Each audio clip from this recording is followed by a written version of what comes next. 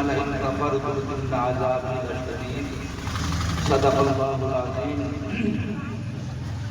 غرامی قدر حضرات علماء کرام، اسٹیج پر تشریف فرما ہم سب کے بڑے حضرت اقدس دامت برکاتہم العالیہ، جو بہت دور دراز سے سفر کر کے آپ کے قصبہ بڑھانا اور مدرسہ سراج العلوم کی حضرت اقدس حضرت مولانا مفتی محمد فیضان صاحب کی دعوت پر تشریف لائے ہیں، ہم ان کا شکریہ ادا کرتے ہیں۔ اور ہمارے اسٹیج پر معزز اور مؤقر شخصیات تشریف فرما ہیں۔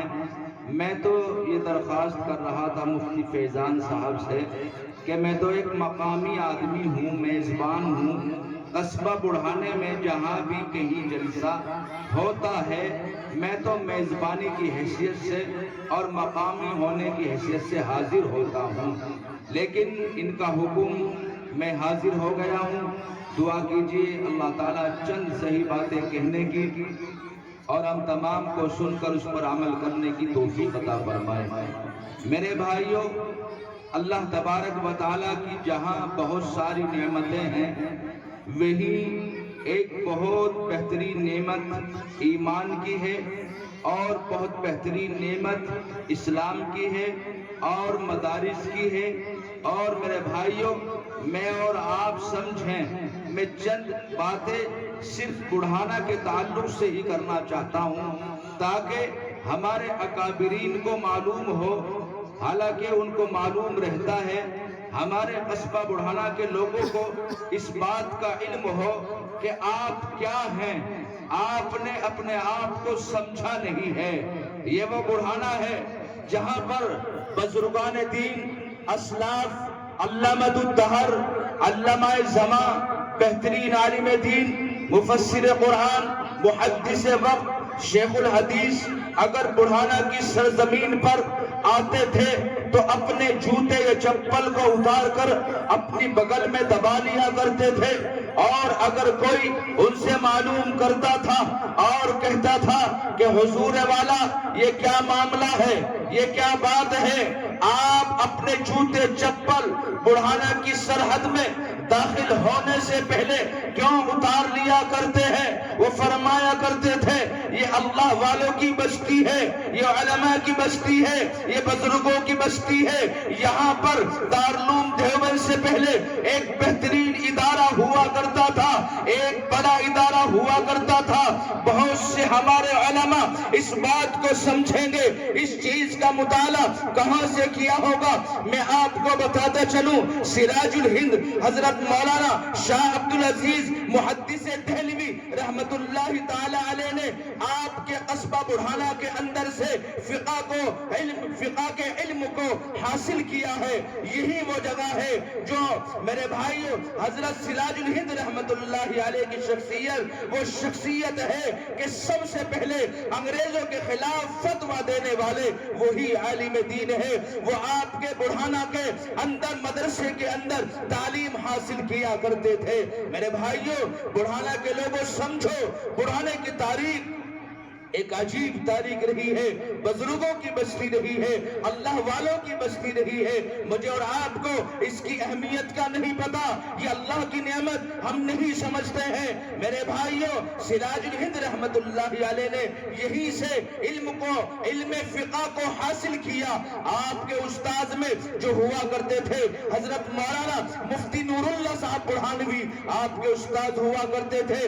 میں ان کا تعارف کراؤں، حضرت مولانا مفتی نور اللہ صاحب رحمت اللہ علیہ، میرے بھائیوں حضرت شاہ ولی اللہ محدث دہلوی رحمت اللہ علیہ کے جہاں آپ شاگرد ہوا کرتے تھے وہی آپ کے داماد بھی تھے، وہی آپ کے خلیفہ بھی تھے، اور بہترین اللہ والے بزرگان دین میں ان کا نام شمار ہوتا ہے۔ یہ بستی اللہ والوں کی بستی ہے۔ میں یہی درخواست کرتا ہوں، آپ کے بیٹے حضرت مولانا ہبت اللہ صاحب رحمت اللہ علیہ اپنے وقت کے بہترین عالم دین تھے، اور آگے چلے آپ کے بیٹے میرے بھائیوں شیخ الاسلام حضرت مولانا عبدالحی صاحب برہانوی رحمت اللہ علیہ، میرے بھائیوں میں نے ان کے بارے میں پڑھا ہے، بہت ساری کتابوں کا مطالعہ کر کے ان سے تھوڑی تھوڑی چیزوں کو نکال کر الحمدللہ 20-30 صفحے میں نے جمع کیے ہیں، اور ارادہ ہے کہ بڑھانے کے لوگوں کو پتہ چلے اور معلوم ہو،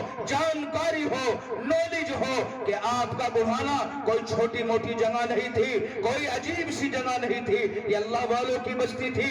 آپ کے بیٹے حضرت شیخ الاسلام مولانا عبدالحی صاحب برہانوی رحمت اللہ تعالیٰ علیہ جہاں جلسے میں جاتے تھے، ایک بہترین مجمع آپ کو سنا کرتا تھا، جہاں آپ مفسر قرآن تھے وہی شیخ الاسلام تھے۔ میرے بھائیوں ایک مبلغ بھی تھے، ایک مفکر بھی تھے، ایک محدث بھی تھے، ایک مقرر بھی تھے، جہاں چلے جاتے تھے میرے بھائیوں مجمع ان کی تقریر سننے کے لیے بیتاب رہا کرتا تھا۔ اور میں آپ کو آگے بتاتا چلوں، آپ کے صاحبزادہ محترم حضرت مولانا مفتی عبدالقیوم صاحب برہانوی رحمت اللہ علیہ جو آپ کے شہولات کے اندر آرام فرما رہے ہیں، میرے بھائیوں وہ یہاں سے ہجرت کر کے بہت بھوپال تشریف لے گئے تھے، وہاں پر آپ شہر قاضی بنے، شہر مفتی بنے۔ میں آپ کو بتاتا چلوں کہ بڑھانے کی تاریخ کو پڑھو اور مطالعہ کرو، یہ چیز کہاں سے ملے گی؟ ان اللہ والوں سے ملے گی، ان بزرگوں سے ملے گی، ان علماء کی صحبت میں بیٹھنے سے ملے گی، ان کی مخالفت سے نہیں ملے گی، ان کی توہین کرنے سے نہیں ملے گی، ان کی شان میں گستاخی کرنے سے نہیں ملے گی۔ میں آپ کو بتاتا چلوں خطیب العصر حضرت مولانا محمد سالم صاحب رحمت اللہ علیہ سابق محتمم دارالعلوم وقف دیوبند، ایک مرتبہ چند علماء حضرت مولانا مفتی محمد اسرار صاحب تشریف فرما ہے، وہ بھی ساتھ میں تھے۔ ہم دیوبند گئے، وہاں جا کر انہوں نے معلوم کیا بھائی کہاں سے آئے ہو؟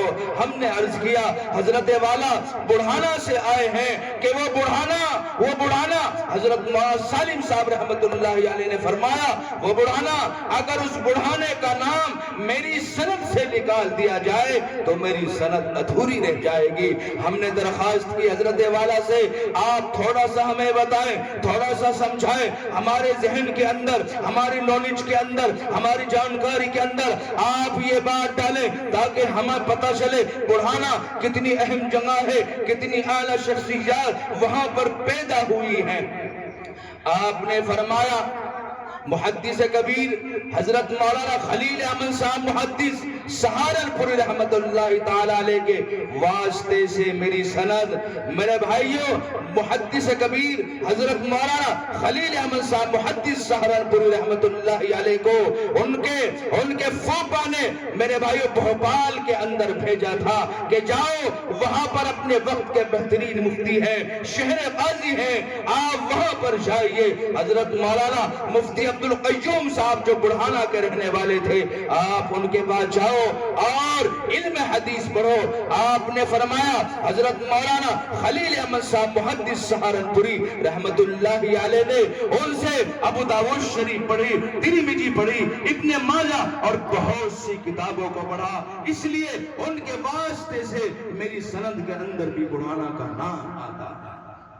اس لیے میرے بھائیوں میں بتا دینا یہ چاہتا ہوں، درخواست یہ کر دینا چاہتا ہوں، اللہ کا فضل ہوا، اللہ کا کرم ہوا میرے بھائیوں، دوبارہ وہ نظام لوٹ کر آ گیا ہے کہ آپ کے قصبہ بڑھانا کے اندر الحمدللہ کئی مفتی، کئی عالم، کئی بزرگ جو ہوتے ہیں وہ سفید داڑھی سے نہیں ہوتے، بزرگ جو ہوتے ہیں 50 یا 60 سال کی عمر سے نہیں ہوتے میرے بھائیوں، جس کا تعلق بہت زیادہ اللہ سے جڑ جاتا ہے اور اللہ سے ڈرنے لگتا ہے، اللہ کا ڈر اپنے ذہن اور دماغ کے اوپر بٹھا لیتا ہے، وہ جوانی کے اندر ہی بزرگ بن جاتا ہے۔ اس لیے میرے بھائیوں بڑھانے والے سمجھو کہ آج ہمیں اگر کامیابی چاہیے تو دکانوں سے نہیں، کاروبار سے نہیں اور اعلیٰ بلڈنگوں سے نہیں، بلکہ اللہ تبارک و تعالیٰ نے جب آپ علیہ السلام کو 40 سال کی عمر میں نبوت کا تاج پہنایا، قرآن کریم کی سب سے پہلی چند آیت نازل ہونے والی اس طرف اشارہ کرتی ہیں اور سمجھاتی ہیں بتاتی ہے اور جھنجھوڑتی ہے اور کہتی ہے اے لوگوں دماغ کے پردے اٹھا کر سنو، ذہن کو حاضر کر کے سنو، دماغ کے اور کان کے پردوں کو کھول کر سنو۔ قرآن کریم کہتا ہے اقرأ بسم ربک الذی خلق، اے نبی جی پڑھیے آپ اپنے اس رب کے نام سے جس نے آپ کو پیدا کیا ہے۔ اس طرف اشارہ ہوتا ہے کہ آپ کو دنیا کے اندر آ کر تعلیم حاصل کرنی چاہیے۔ ہم یہ سمجھتے ہیں اگر ہم نے تعلیم کو حاصل کیا، ایک مسجد کے اندر ہمارا بھائی، ہمارا بیٹا، ہمارا بھتیجا، ہمارا بھانجا کیا کرے گا؟ 5-7 ہزار روپے کی تنخواہ ملے گی اور نہ جانے کتنے لوگوں کے ٹکڑوں پر پڑا ہوا ہوگا، کیسے زندگی گزارے گا؟ میرے بھائیوں اگر ہمارے ذہن کے اندر یہ چیز ہے، ہمیں اپنے ذہن کو صاف کر لینا چاہیے اور سمجھ لینا چاہیے تعلیم اصل چیز ہے۔ صحابہ کرام رضوان اللہ تعالی علیہم اجمعین کے اندر جب تعلیمی نظام نہیں تھا، آپ زمین پر پڑا ہوا تھوک کو، خون کو بغیر تحقیق کے چاٹ لیا کرتے تھے اور عورتوں کو زندہ دفن کر دیا کرتے تھے۔ اپنا داماد بنانا، اپنا بہنوئی بنانا پسند نہیں کرتے تھے، بڑوں کا اکرام نہیں کرتے تھے، چھوٹوں پر شفقت نہیں کرتے تھے۔ ایک عجیب سا ماحول، ایک چاروں طرف تاریکی اور اندھیرے سے رہتا تھا۔ نماز کیا ہے، روزہ کیا ہے، حج کیا ہے، زکوٰۃ کیا ہے، فطرہ کیا ہے، مساجد کیا ہے، مدارس کیا ہے، کوئی جانکاری نہیں تھی۔ جب صحابہ کرام رضوان اللہ تعالی علیہم اجمعین نے قرآن کی تعلیم کو حاصل کرنا شروع کر دیا، میرے بھائیوں پھر کیا ہوا؟ اپنے وقت کے زمانے کے بادشاہ کہلائے، امیر المؤمنین کہلائے، وقت کے مسلمانوں کے بادشاہ بنے اور حکومتیں کی۔ حضرت عمر فاروق رضی اللہ تعالیٰ عنہ کا حال دیکھو کہ آپ کے اندر اگر تعلیم نہیں، جس وقت تعلیم نہیں تھی، آپ پہ اونٹ چرانے نہیں آتے تھے۔ خطاب کہتے ہیں جو آپ کے والد محترم ہے، وہ کہتے ہیں اگر میرا بیٹا عمر کہیں جنگل کے اندر 8 اونٹ لے جاتا تھا، 7 واپس لاتا تھا، 10 لے جاتا تھا، 8 واپس لاتا تھا اور اس کو اونٹ بھی چرانے نہیں آتے تھے۔ عمر کو پتا نہیں تھا اونٹ کو کیسے چلایا جاتا ہے، ان کی حفاظت کیسے کی جاتی ہے، ان کی نگرانی اور رہبری کیسے کی جاتی ہے، ان کو اس بات کا علم نہیں تھا۔ جب انہوں نے اپنے آپ کو جناب رسول اللہ صلی اللہ تعالی علیہ وسلم کے مدرسے کے اندر دار ارقم کے اندر اپنے آپ کو داخل کر لیا، خدا کی قسم 40,000 مربع میل کے بادشاہ بنے۔ اور اتنے بڑے بادشاہ آرام نہیں کرتے تھے، ایئر کنڈیشن میں نہیں لیٹتے تھے اور اپنا بستر اعلی قسم کا نہیں بنایا ہوا تھا، راتوں رات گلیوں میں چکر لگایا کرتے تھے اور تمام لوگوں کی خبر گیری کیا کرتے تھے۔ ایک ادنا سا ممبر اگر بن جائے تو اعلی قسم کا مزاج بنا کر رکھتا ہے، ایک ادنا سا پردھان اگر بن جائے کسی سے بات کرنے کے لیے تیار نہیں ہوتا ہے۔ اور مان جائیے جب تعلیم آئی، عمر فاروق رضی اللہ تعالیٰ کو اللہ تبارک و تعالیٰ کے پاک پیغمبر فرماتے ہیں لو کان بعدی نبی لکان عمر، اگر میرے بعد اللہ تبارک و تعالیٰ نے کسی کو نبوت کا تاج پہنایا وہ عمر فاروق ہوں گے۔ اتنا بڑا مقام تعلیم حاصل کرنے کے بعد اللہ تبارک و تعالیٰ نے عطا کیا ہے۔ اور میں آپ کو بتاتا چلوں حضرت سالم رحمت اللہ علیہ مکہ کے اندر وہ کالے کلوٹے تھے اور ان کے چہرے کے اوپر عجیب سی نشان رہا کرتے تھے، ایک عجیب سی کیفیت تھی، نہ چہرے کے اندر رونق تھی، نہ کوئی میرے بھائیوں چاشنی تھی، نہ چمک تھی، نہ دھمک تھی، کوئی خریدنے کے لیے تیار نہیں تھا۔ ایک عورت نے خرید کر ان کو آزاد کر دیا، انہوں نے اپنے آپ کو تعلیم سے لگا دیا اور تعلیم حاصل کرنا شروع کر دیا۔ ایک وقت میں حضرت عمر فاروق رضی اللہ تعالیٰ عنہ گزر رہے تھے، دیکھا میرے بھائیوں حضرت سالم رحمت اللہ علیہ ممبر کے پاس مصلی پر کھڑے ہو کر بہت سارے لوگوں کو نماز پڑھا۔ ایک حالت وہ تھی کہ جب اس کو کوئی خریدنے کے لیے تیار نہیں تھا، کیوں؟ تعلیم نہیں تھی، قرآن کی تعلیم نہیں تھی، تعلیم کی اہمیت کا پتہ نہیں تھا، تعلیم کی عظمت کا پتہ نہیں تھا، تعلیم کے بارے میں جانکاری نہیں تھی۔ اور خدا کی قسم جب انہوں نے اپنے آپ کو مدرسوں کے حوالے کر دیا، تعلیم کے حوالے کر دیا، پھر ایک وقت ایسا بھی آیا کہ آپ بہترین اللہ والے بزرگان دین بن گئے، متقی، پرہیزگار، تہجد گزار بن گئے۔ بادشاہ وقت ملاقات کرنے کے لیے آیا، آپ کے دروازے پر آ کر دستک دی اور کہا اے بھائی میں حضرت سالم سے ملاقات کرنا چاہتا ہوں۔ بادشاہ وقت ہے، سپر پاور طاقت ہے، خوب طاقتور ہے، قداور ہے، بات میں دم ہے، بولنے کا سلیقہ بھی ہے اور طریقہ بھی ہے، لیکن کیا ہوا میرے بھائیوں، کس سے ملنے کے لیے آ رہا ہے؟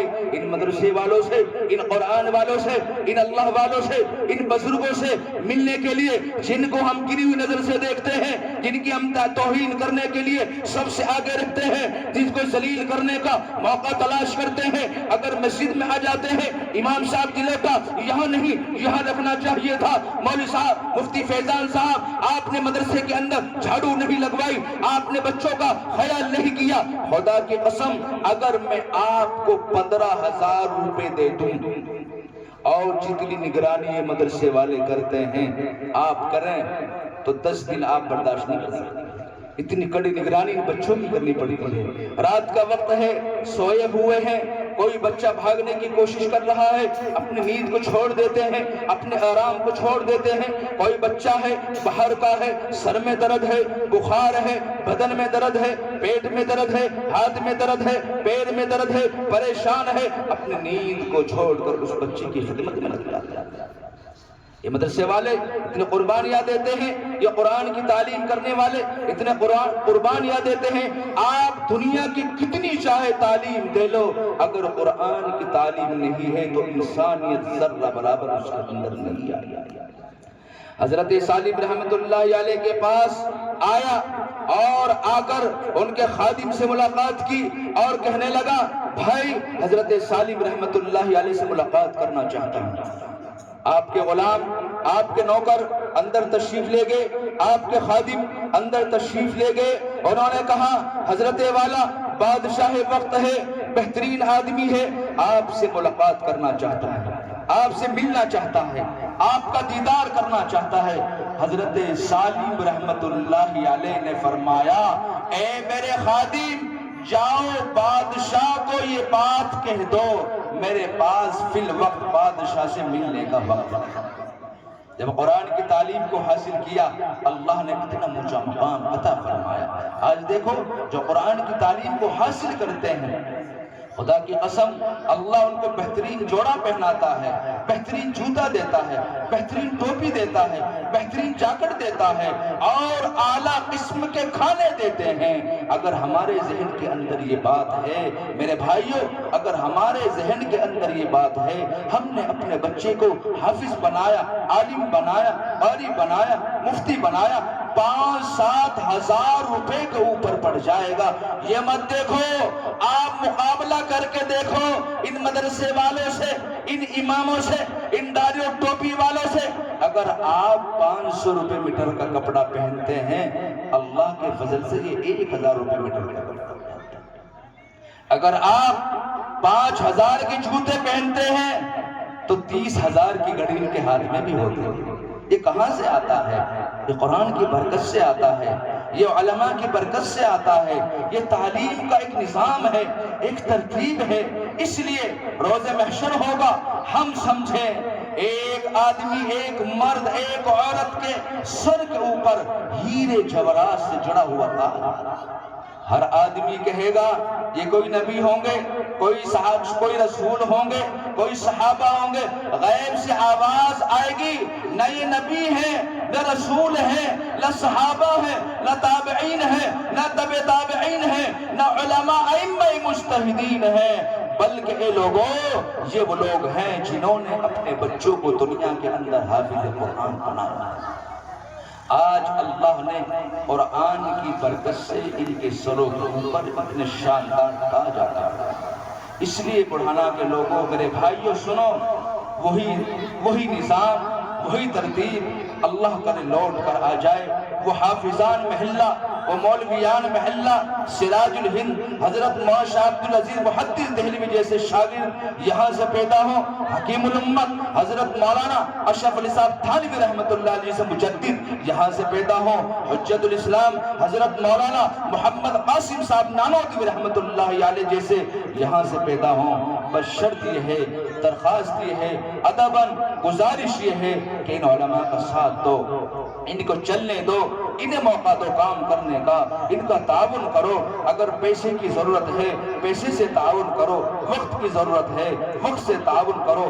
میں زیادہ لمبا وقت لینا مناسب اس لیے نہیں سمجھ رہا ہوں کہ میرے اکابر میرے بزرگ بہت دور سے چل کر تشریف لائے ہیں، میں تو آپ کا اپنا مقامی ہوں، آپ کا اپنا بچہ ہوں۔ جب آپ کا من چاہے آپ بلا کر سن سکتے ہیں، سنا سکتے ہیں، سمجھ سکتے ہیں، سمجھا سکتے ہیں۔ یہ علماء یہ اللہ والے اتنی دور سے چل کر آئے ہیں، انشاءاللہ میں بھی اور آپ بھی ان کی باتوں کو سن کر عمل کرنے کی کوشش کریں گے۔ اللہ سے دعا ہے جو کچھ کہا گیا سنا گیا مجھے بھی اور آپ حضرات بھی عمل کرنے کی توفیق عطا فرمائے۔ وآخر دعوانا الحمدللہ رب العالمین۔